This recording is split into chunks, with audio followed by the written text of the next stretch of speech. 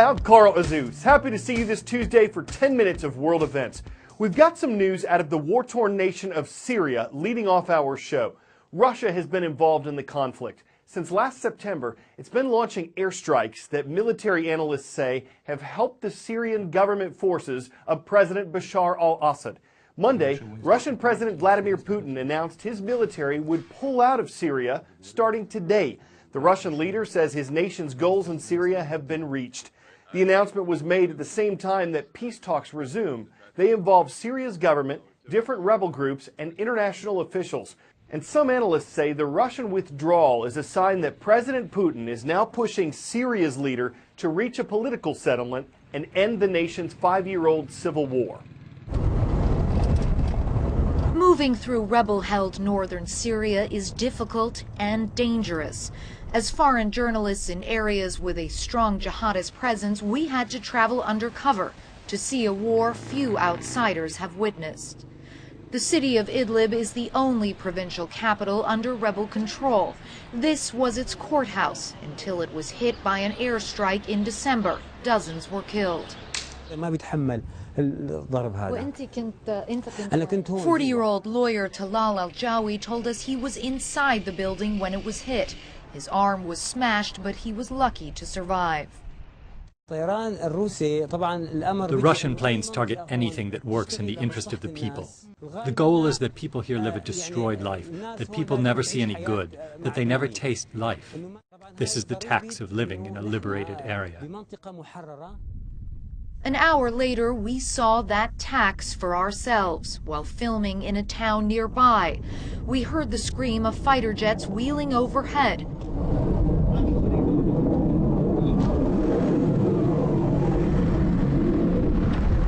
Moments later, a hit. There was just an airstrike here in the town of Ariha, so we're now driving very quickly. It's not clear yet what was hit, but we are hearing that there are still planes in the sky. Arriving on the scene, our team found chaos and carnage. Russia has repeatedly claimed it is only hitting terrorist targets. This strike hit a busy fruit market. This is just a civilian market. This is not a military area. There are no military installations here or anything. It's a market. Look, it's a market. A fruit market. Is this what you want, Bashar? We couldn't stay long. Often jets circle back to hit the same place twice. It's called a double tap. The strikes on Ariha that day killed 11 people, among them a woman and 2 children. Rescue workers wasted no time in clearing away the rubble. In this ugly war, massacres have become routine. Big day in the U.S. presidential nomination process. 5 states are holding contests for the Republican and Democratic candidates. For the Republicans, 2 of these states are winner-take-all, meaning that whoever wins the Florida and Ohio GOP contests wins all of the state's delegates. Before today's vote, businessman Donald Trump was leading the Republicans. He'd gathered 462 delegates. Texas Senator Ted Cruz had 371. Florida Senator Marco Rubio had 165, and Ohio Governor John Kasich had 63. For the GOP nomination, 1,237 delegates are needed. For the Democrats, former Secretary of State Hillary Clinton was leading. She'd gathered 1,244 delegates overall. Vermont Senator Bernie Sanders had 574 total. For the Democratic nomination, 2,383 delegates are needed. Time to answer the call of the roll and check in with who's watching our show around the world. We'll start with the Eagles of Walcott High School. Thank you for watching from Walcott in the Constitution State of Connecticut. Jumping south to the Lone Star State, the Spartans are online at St. Stephen's Episcopal School. It's in the state capital, Austin. And on the largest island in the Mediterranean, that's Sicily, Italy. Hello to everyone watching at Sigonella Middle High School. The vernal equinox, when daylight and nighttime are about the same length, will occur this weekend. In the southern hemisphere, it's the first official day of fall. In the northern hemisphere, the first of spring. For many parts of the U.S., allergists are warning that it doesn't have to officially be spring for pollen to attack. Whether or not you believe in the perfunctory prognostications of Punxsutawney Phil, who said spring's coming early this year, there's something in the air we can count on every year. Yes, pollen, as in pollen me while I sneeze again. You can blame men for this one, at least the male components of plants. They produce countless grains of the stuff that fertilizes other plants, but also sometimes winds up planted in our noses. Here's the fun part, and by fun I mean terrible. In some parts of the U.S., pollen sneezing is starting earlier this year. Tree pollen is supposed to peak in March, grass pollen in the following weeks.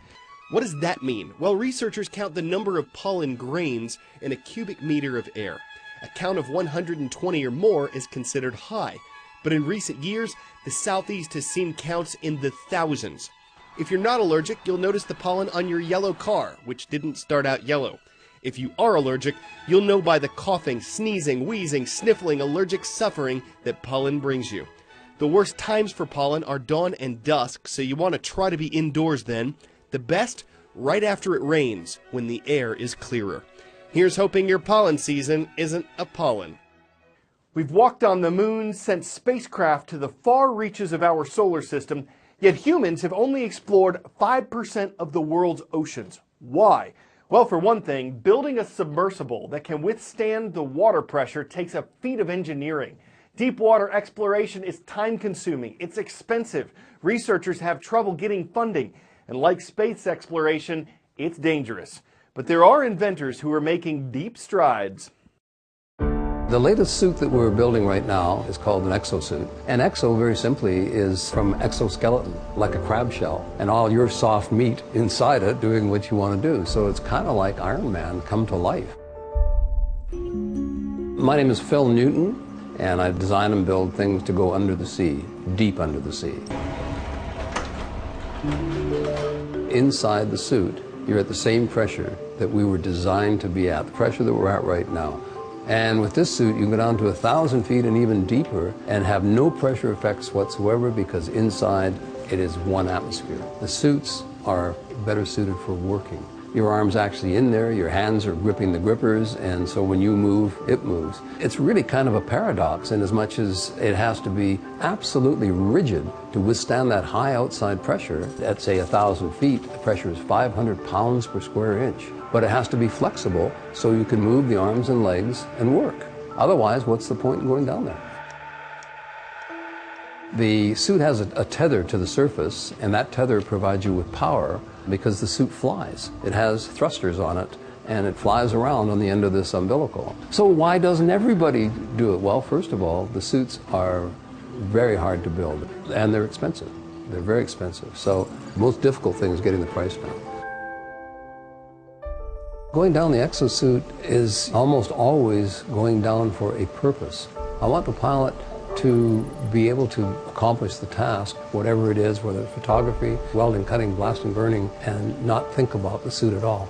You shouldn't even know it's there. It has to be unremarkable. The more unremarkable, the better.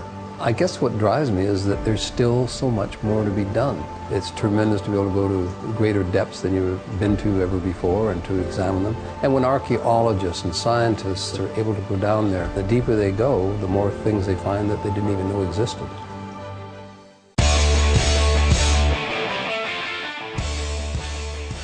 If you just can't decide whether you'd rather ride a roller coaster or play video games, well, now you can do both at the same time. A U.S. theme park has incorporated virtual reality gaming into one of its coasters. So while you ride, you see an entirely different set of scenery, you see aliens, and you shoot them. Oh, and you ride the roller coaster. Will this become the way we all ride coasters in the future? Depends on the type of coaster. Some people won't be able to handle the suspension. Some won't have nerves of steel. Some will want to boomerang back and get back on track with the old school non-VR days when you wouldn't want to change a thing. And though we're on a roll, coastering through every bad pun we've got, this ride is over, y'all. Hope you'll get back on tomorrow.